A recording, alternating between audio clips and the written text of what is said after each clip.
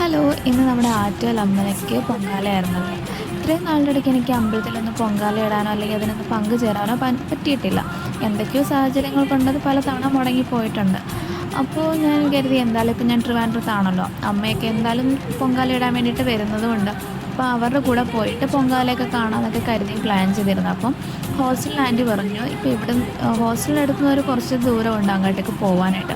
അപ്പോൾ ഇപ്പോൾ പോയി കഴിഞ്ഞാൽ വെളുപ്പിനെ പോയാൽ അങ്ങ് ചെല്ലും, പക്ഷെ തിരിച്ചു വരുന്ന ടൈമിൽ നല്ല ട്രാഫിക് ആയിരിക്കും. എനിക്കാണെങ്കിൽ വൈകിട്ട് ഡ്യൂട്ടി ഉണ്ട്. അങ്ങനെ ഇരിക്കുമ്പോഴാണ് ഇവള് പൊങ്കാല ഇടുന്നുണ്ടെന്ന് പറഞ്ഞു. അപ്പം അവളാണെങ്കിൽ ഒറ്റയ്ക്കേ ഉള്ളൂ, അവൾ ഫസ്റ്റ് ടൈം ഇടുകയാണ്. അപ്പോൾ ഞാൻ കരുതിയെങ്കിൽ അവളുടെ കൂടെ പോകാം, എന്തായാലും പൊങ്കാലയ്ക്ക് പങ്കുചേർന്നൊരു ഞാൻ ആഗ്രഹിച്ച പോലെ നടക്കുമല്ലോ എന്ന് വിചാരിച്ചു. അങ്ങനെ ഞാൻ അവളുടെ കൂടെ പോയി അവൾക്ക് പൊങ്കാല ഇടുന്നതൊക്കെ പറഞ്ഞു കൊടുത്ത്, ഞാനത് നേരത്തെ ഇട്ടൊരു പരിചയമുള്ളത് കൊണ്ട് ഞാനൊക്കെ എങ്ങനെയൊക്കെ ഇടേണ്ടതെന്നെല്ലാം ഞാൻ അവൾക്ക് പറഞ്ഞു കൊടുത്തു കേട്ടോ.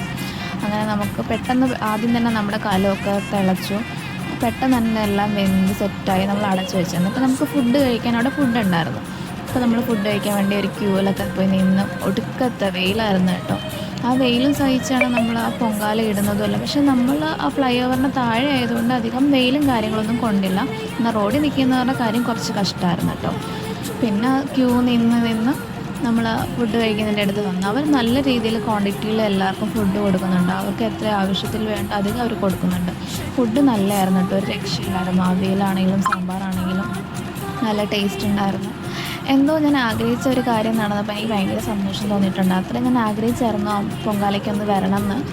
അങ്ങനെ 2:15 തിരുമേനി പൂജിക്കാൻ വേണ്ടിയിട്ട് വന്നിട്ടുണ്ടായിരുന്നു.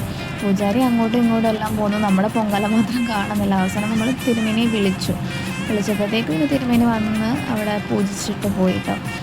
അങ്ങനെ നമ്മൾ പെട്ടെന്ന് സാധനങ്ങളെല്ലാം പാക്ക് ചെയ്ത് നേരെ ഹോസ്റ്റലിൽ വന്നു. പായസമൊക്കെ ടേസ്റ്റ് ചെയ്ത് നല്ലതായിരുന്നു കേട്ടോ.